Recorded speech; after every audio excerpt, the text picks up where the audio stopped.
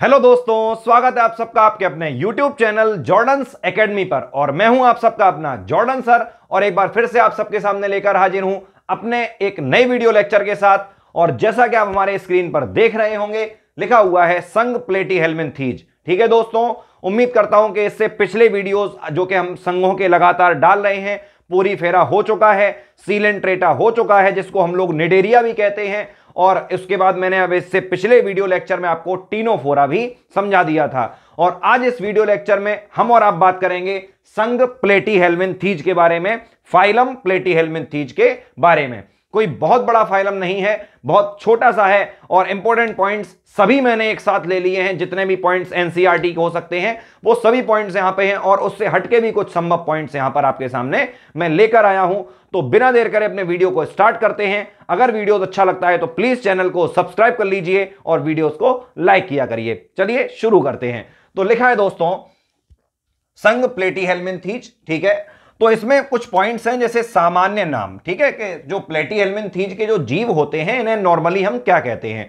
तो देखिए, सबसे बड़ी जो खास बात होती है दोस्तों वो ये है कि इस संघ के जितने भी जीव होंगे वो 99% चपटे होते हैं। ठीक है, किस तरीके के होते हैं? चपटे होते हैं। तो इसीलिए, और हाँ, छोटे मतलब एक तरीके से कीड़े जैसे होते हैं, रेंगने वाले पतले से, कृमि जैसे, जिसको आप कृमि कह सकते हो। ठीक है, वॉर्म टाइप का कह सकते हो, कीड़ा जैसा। तो ये क्या कहलाते हैं? चपटे कृमि कहलाते हैं। और या फिर चूंकि समझ गए ना, फीते के आकार के हो सकते हैं, इसलिए इनको हम लोग क्या कहते हैं? फीता कृमि। तो जो सामान्य नाम होता है प्लेटीहेल्मिंथीज के जीवों को, उनको हम लोग क्या कहते हैं? चपटे कृमि या फीता कृमि। ये दोनों इसके सामान्य नाम हैं। चलिए आगे बढ़ते हैं। लिखा है दोस्तों लगभग 20,000 जातियां। मतलब क्या हुआ कि जो ये प्लेटीहेल्मिंथीज के जीव हैं, अभी पृथ्वी पर लगभग इनकी 20,000 जातियां पाई जाती हैं। ठीक है दोस्तों, अगर आपसे क्वेश्चन पूछा जाता है कि पृथ्वी पर पाया जाने वाला सबसे बड़ा संघ कौन सा है, तो आपका उत्तर होगा दोस्तों आर्थ्रोपोडा। ठीक है दोस्तों, संघ आर्थ्रोपोडा सबसे बड़ा है। अब मुझे आप लोग हमारे कमेंट बॉक्स में एक आंसर देंगे तो मुझे अच्छा लगेगा। आपका आज का क्वेश्चन यह है कि अगर प्लेटीहेल्मिंथीज में लगभग 20,000 जातियां हैं, और मैंने अभी आपसे कहा कि सबसे ज्यादा जो जातियां हैं, या कह लो सबसे बड़ा संघ जो है वो है आर्थ्रोपोडा, तो आप मुझे यह बताएं कि तो उस आर्थ्रोपोडा में लगभग, मैं नहीं कह रहा हूं एग्जैक्टली, लगभग में कितनी जातियां होंगी, वो आप हमें हमारे कमेंट बॉक्स में बताएंगे। ठीक है दोस्तों, अगला पॉइंट है दोस्तों, लिखा हुआ है अधिकतर 80 to 85% परजीवी। ठीक है दोस्तों, तो ज्यादातर मतलब लगभग मोस्टली हो गए हैं। ठीक है, तो ज्यादातर जो जीव होते हैं वो कैसे मिलेंगे आपको? पैरासाइट मिलेंगे, परजीवी मिलेंगे, मतलब कि किसी दूसरे जीव के ऊपर अपना जीवन यापन करेंगे। और उसमें भी मोस्टली जो जीव होते हैं वो होते हैं दोस्तों मनुष्य और जानवर। ठीक है, दोनों में ये अपना जीवन यापन करते हैं। और इनकी खास बात यह है कि ये ज्यादातर रोग कारक होते हैं, शरीर में बीमारियां पैदा करते हैं। ठीक है दोस्तों, जो शरीर में कीड़े एड़े हो जाते हैं, तो इस तरीके की चीजें हैं, तो ये हमारे शरीर में बीमारियां पैदा करते हैं। अक्सर आप लोग देखते होंगे, ठीक है, पेट के कीड़े जो होते हैं अक्सर, तो ये वही सब है। तो लिखा हुआ है रोग कारक। ठीक है, मतलब हम लोगों में बीमारी फैलाते हैं। चलिए आगे आगे आगे लिखा हुआ है लैंगिक जनन। अब आखिर लैंगिक जनन का क्या मतलब है? देखिए दोस्तों, लैंगिक जनन लिखा है, इसका मतलब नर और मादा होते होंगे, लेकिन यहां पे आपको यह बात याद रखनी पड़ेगी कि ये जीव दोस्तों उभयलिंगी होते हैं। उभयलिंगी का मतलब आपको बताया था मैंने कि एक ऐसे जीव जिनमें एक ही जीव के अंदर नर भाग भी होता है और उसी जीव के अंदर मादा भाग भी होता है, तो ऐसे जीवों को हम लोग क्या बोलते हैं? उभयलिंगी बोलते हैं। और यहां पे जो पॉइंट है वो लिखा है लैंगिक जनन, तो आप लोग ऐसे समझ लीजिए कि अगर नर और मादा जनन अंग हैं, क्योंकि नर और मादा भाग हैं, तो जाहिर सी बात है नर और मादा जनन अंग ही होंगे, तो उन दोनों जनन अंगों से निकलते हैं युग्मक। ठीक है दोस्तों, और वो युग्मक आपस में मिलकर निषेचन करते हैं, और उसके आगे फिर लार्वा की अवस्थाएं आती हैं, जिससे डेवलपमेंट होता है। तो दोस्तों ये सब चीजें तो मैंने आपको बता दी।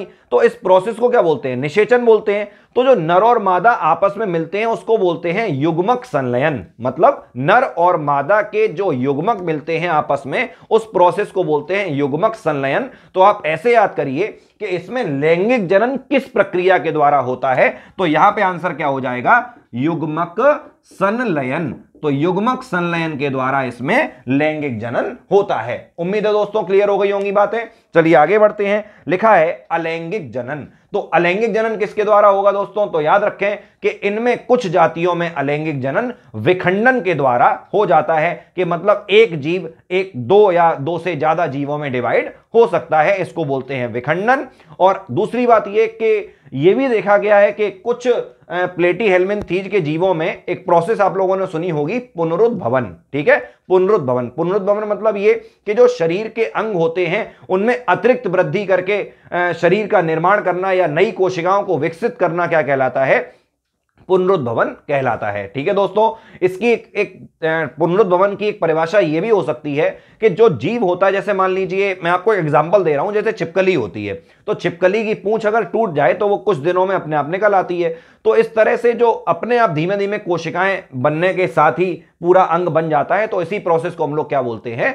पुनरुद्भवन बोलते हैं। तो यह माना जाता है कि प्लेटीहेल्मिन्थीज के कुछ जीवों में पुनरुद्भवन के द्वारा अलैंगिक जनन होता है और कुछ जीवों में विखंडन के द्वारा अलैंगिक जनन होता है। और अगर पूछा जाए लैंगिक जनन किसके द्वारा होता है, तो मैंने भी बताया कि नर और मादा हैं और दोनों में जनन अंग होंगे दोनों से, और उन जनन अंगों से युग्मक निकलेंगे और वो युग्मक आपस में मिलेंगे, जिसको बोलते हैं युग्मक संलयन। और उसके बाद फिर आगे की अवस्थाएं या लार्वा अवस्थाएं पूरी होती हैं, जिससे अंत में वयस्क बनता है। ठीक है दोस्तों, तो ये वाली बात भी क्लियर हो गई। चलिए आगे बढ़ते हैं, ये भी क्लियर हो गया होगा। अलैंगिक जनन भी मैंने आपको क्लियर कर दिया।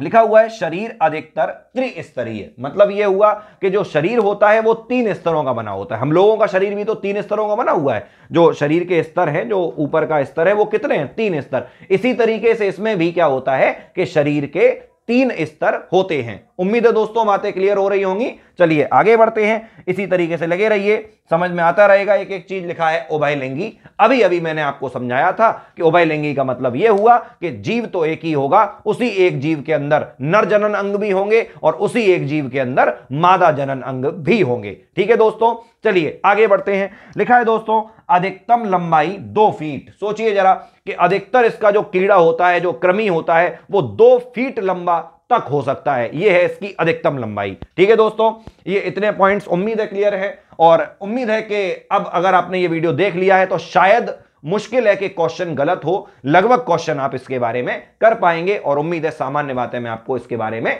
समझा भी दूंगा। और इसके अलावा जो इंपॉर्टेंट चीजें वो तो हमारे सामने लिखी ही हुई हैं। लिखा है दोस्तों शरीर चपटा। ये मैंने आपको अभी बताया था, क्योंकि चपटे हैं इसलिए इनको हम लोग क्या कहते थे? चपटे कृमि कहते थे। और शरीर बहुत कोमल होता है, बहुत कोमल होगा शरीर इनका, बड़ा मुलायम सा होता है।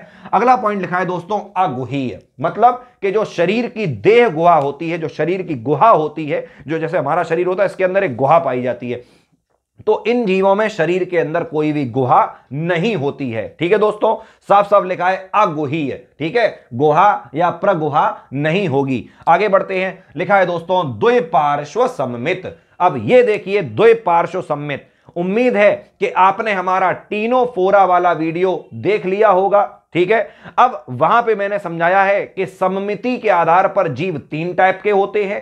पहले असममित, दूसरे अरीय सम्मित और तीसरे समद्विपार्श्व सम्मित। ठीक है दोस्तों, तो यहां पे जो बात हमें करनी है, क्या करनी है? द्विपार्श्व या समद्विपार्श्व सम्मित, मतलब कि जीव के शरीर में एक ऐसी रेखा मौजूद जरूर होगी जो उस जीव को 2 बराबर बराबर भागों में बांटती होगी। ठीक है दोस्तों, तो ऐसे जीव जिनके शरीर में ऐसी रेखा हो जो उसे 2 बराबर भागों में बांटती हो, उसको हम लोग क्या बोलते हैं? द्विपार्श्व सम्मित बोलते हैं। तो ये द्विपार्श्व सम्मिति इसके अंदर पाई जाती है, बाइलेटरल सिमेट्री बोलते हैं इसको। ठीक है दोस्तों, चलिए आगे बढ़ते हैं। लिखा हुआ है दोस्तों चूषक उपस्थित। अब चूषक का मतलब यह है कि कुछ जीवों के अंदर इसमें चूषक भी, मतलब इनको सकर्स बोलते हैं, तो चूषक भी मौजूद होते हैं, और इन्हीं चूषकों की सहायता से ये हमारे शरीर में या किसी भी जंतु के शरीर से आवश्यक पदार्थों को अवशोषित करते हैं। मैंने क्या बोला दोस्तों?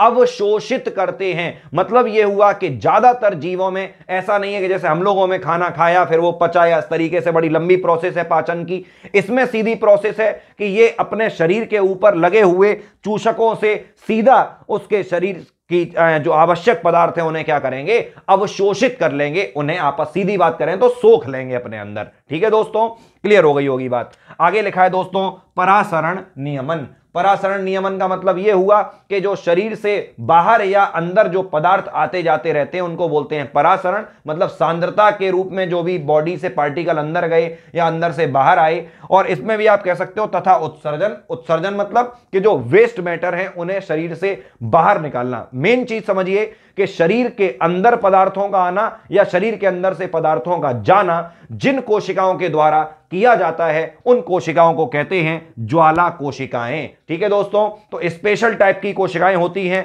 जो परासरण और उत्सर्जन क्रिया को पूरा करती हैं और इन कोशिकाओं को हम लोग क्या बोलते हैं, ज्वाला कोशिकाएं बोलते हैं। ठीक है दोस्तों, ये वाली बात भी क्लियर है। चलिए आगे बढ़ते हैं। लिखा है दोस्तों आंतरिक, आंतरिक का मतलब हुआ आंतरिक निषेचन। ठीक है दोस्तों, तो इनके अंदर क्या होता है, आंतरिक निषेचन होता है। आंतरिक निषेचन का मतलब कि नर और मादा के युग्मक जो मिलते हैं वो शरीर के अंदर मिलते हैं। ये मैंने आपको अपने टीनोफोरा वाले वीडियो में समझाया था कि अगर निषेचन मतलब युग्मकों का मिलना शरीर के अंदर हुआ है तो इसको बोलते हैं आंतरिक निषेचन, और अगर युग्मकों का मिलना शरीर के बाहर हुआ है तो इसको बोलते हैं बाह्य निषेचन। ठीक है, तो इसमें निषेचन कहां पे होता है, शरीर के अंदर होता है, इसलिए इसको क्या कहते हैं, आंतरिक निषेचन कहते हैं। साथ ही इसमें लिखा है अप्रत्यक्ष परिवर्धन। अप्रत्यक्ष परिवर्धन का मतलब हुआ इनडायरेक्ट डेवलपमेंट। मतलब यह हुआ कि जब किसी जीव में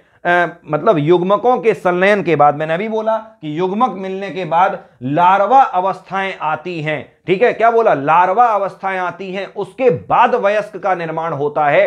तो इस परिवर्धन को हम लोग क्या कहते हैं, अप्रत्यक्ष परिवर्धन कहते हैं। और अगर ये लार्वा अवस्था नहीं आई है, जैसा जीव छोटे में था बस केवल आकार बड़ा होकर वो वयस्क बन गया है, सेम है आकार में, सब चीजों में सेम है, तो इसको हम लोग बोलते हैं प्रत्यक्ष परिवर्धन। ठीक है दोस्तों, तो यहां पे क्या होगा कि लार्वा अवस्थाएं मौजूद होंगी और इसी को हम लोग बोलते हैं अप्रत्यक्ष परिवर्धन बोलते हैं। ठीक है दोस्तों, और ये तो वीडियो हुआ, और इसके बाद इसके कुछ इंपॉर्टेंट एग्जांपल हैं जो हो सकता है कि आपसे इस तरीके से पूछ ले कि इनमें से कौन सा संघ प्लेटीहेल्मिन्थीज का जीव है, और 4 आंसर आपको देंगे। तो इसलिए आप ये इसके इंपॉर्टेंट एग्जांपल एक बार ध्यान देख लीजिए। लिखा है प्लेनेरिया। असल में ये प्लेनेरिया एक टाइप का प्लेटीहेल्मिन्थीज है और ये मोस्टली लार्वा अवस्था में बीमारी फैलाता है। ठीक है, प्लेनेरिया लार्वा जो है वो अक्सर बीमारी फैलाता है। तो प्लेनेरिया जो है वो एक प्लेटीहेल्मिन्थीज के अंदर आता है। ठीक है, लिखा है दोस्तों फैशियोला। ठीक है, एक तरीके का कृमि है, अच्छा, और साफ पानी का कृमि है। उसके बाद लिखा है दोस्तों टीनिया। तो टीनिया आपने सुना होगा, तो टीनिया सोलियम पूरा नाम शायद इसका आपको मालूम भी होगा, कई बार आप अक्सर कहीं ना कहीं लिखा देखते होंगे। तो लिखा है टीनिया सोलियम, पेट का कृमि है दोस्तों। आगे लिखा है टीनिया सेमिनाटा। टीनिया सेमिनाटा, ठीक है, जानवरों में मतलब मांस के अंदर पाया जाने वाला कृमि है। तो कुल मिला के इतना डीप नहीं, लेकिन हाँ नॉर्मल में आपको इनके एग्जाम्पल आने चाहिए। प्लेनेरिया, फैशियोला और फैशियोला हेपेटिका बोलते हैं इसको कुछ लोग, टीनिया सोलियम और टीनिया सेमिनाटा। ठीक है दोस्तों, तो ये था हमारा संघ प्लेटीहेल्मिन्थीज, और उम्मीद है दोस्तों कि ये वीडियो आपको अच्छा लगा होगा, और इसी तरीके के इंटरेस्टिंग वीडियोस के लिए हमारे चैनल को सब्सक्राइब कीजिए और वीडियोस को लाइक कीजिए। ठीक है दोस्तों, मिलते हैं आपसे अपने अगले वीडियो में, तब तक जय हिंद, जय भारत, नमस्कार।